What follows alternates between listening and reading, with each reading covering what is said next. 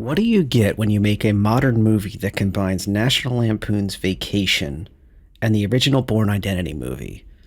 Well, you get Mark Wahlberg in The Family Plan, the story of a former government asset that did certain things, that has moved on with his life and is currently running a whole family and trying to maintain a reasonable job. So he works at a car dealership. He does very well for himself. He has the suburban lifestyle. Him and his wife and his two children and a younger child. More on that in a little bit. Kind of are happily ever after. But suddenly his previous past starts catching up with him, and he needs to suddenly find a way out.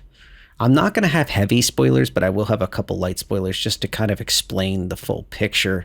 And most of the stuff that would be considered spoilers, you're going to find out very quickly in this movie. So Mark Wahlberg, first of all, holds up in this movie. He does pretty reasonable with his choreography for the few fight scenes he's in that are beyond, just a shoot 'em up type situation. The end of the movie actually has almost John Wick vibes level of a shootout, but it still keeps things light.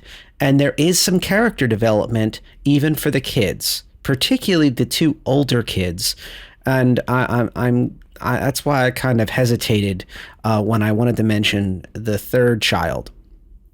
The youngest is kind of not really used too much. It felt like that was like an adding character just to kind of like a MacGuffin for the plot once in a while, that the kid acts up or the kid is keeping his secret as an in joke when they're on their journey, when something happens on the road. But really that character isn't really explored too much. But the kids did a pretty good job. His son and daughter both have different little adventures and secrets that they have that their parents are unaware of, or at the very least have limited knowledge of. And the emphasis in the movie, I'm gonna to the overall ideas of the movie that it sends home, is that the family is very distant from each other. Technology has driven them apart. Technology has created like these alternate personas that they have when they are away from the family unit. And it's really interesting commentary. It is kind of a coming of age too, for multiple of the characters in the storyline. The husband and wife tend to have I would say almost like they themselves are kind of come to terms with getting older and kind of being middle-aged, as well as the daughter is literally going right into college. The son has not quite, in the eyes of the father at least, Mark Wahlberg, has not really grown up yet enough. But as the movie progresses, they've all realized that they have different views on what is successful, what is a true meaning of where they want to be happy. And not all their lives are happy because the father wants them to be. They have their own lives to live, to lead and continue. And I feel like that's kind of the message the movie kind of heavy-handedly goes into. There are some parts on the road trip where there is some heavy-handed character development, and this seems to be a trend, unfortunately, in the past few years, where if it isn't beaten over the head in a very, very fast-moving scene that something is changed in this character's life, it doesn't seem to happen. So it's either like it's an all or nothing on character development, unfortunately, especially for side characters. And that's what they really are. Let's be honest. The main character, Mark Wahlberg, is really the only character that has like a full-fledged backstory, true background.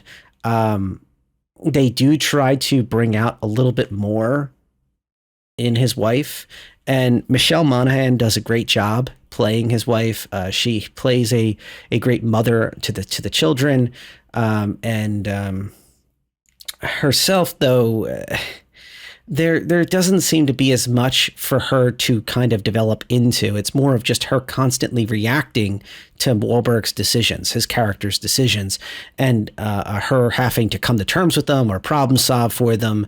And just over and over again, he almost leads them into more trouble than it's worth. So I'm not saying it's a perfect movie. It is worth a watch.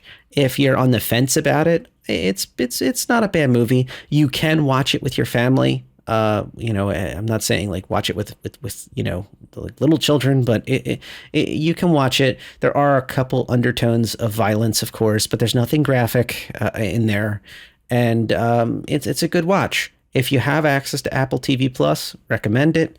I have this comment come up a lot that it's less common streaming service. And what I respond back with is there's often trials for it. I'm not saying go out of your way to go get it if you don't already have it, but picking up a month of a trial or something and checking it out, seeing if it's for you or just if you want to pick up the trial and then drop it afterwards. It's worth your time. For All Mankind, Silo that I just reviewed as well are wonderful, wonderful series to go into, and there's a little something for everybody on there. I will say that Apple TV Plus, I think over time needs to come up with a way to deliver more content in the next year and also continue like a longer term development plan to have a lot more content to really, if they want to stand on their own 2 feet. I wish they would do some type of collaboration type of deal like with Hulu or Amazon or whoever Apple feels more comfortable with to do like some combination deal or have a plan where it's like their music plus program plus their TV plus, kind of an all-in-one Apple product. So yeah, enough of that commentary. Like I said, I'd recommend checking it out if you're even considering it. Let me know in the comments what you thought of the movie. Did you think? Do you think I'm a little off? The character development's a little heavy-handed. I felt like some of the spots that they bothered to stop at in the family road trip felt like they were trying to hit different parts of the country. So it felt like oh, there's my state. There's my state. Oh, that's my college. Like I feel like that's a lot of what they were doing. Oh, that's my kind of thing I do for a living. It felt like they tried to do wide ranging. I felt like some of the stuff that actually I thought did hit was the son doing streaming, which is not covered very often, especially in a family movie that many age groups will cover.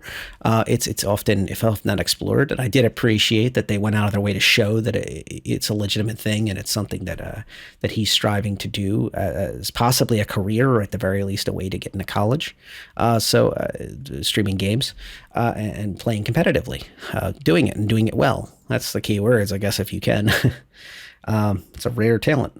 So yes, great movie. Give it a shot if you're still listening. That means you probably like it.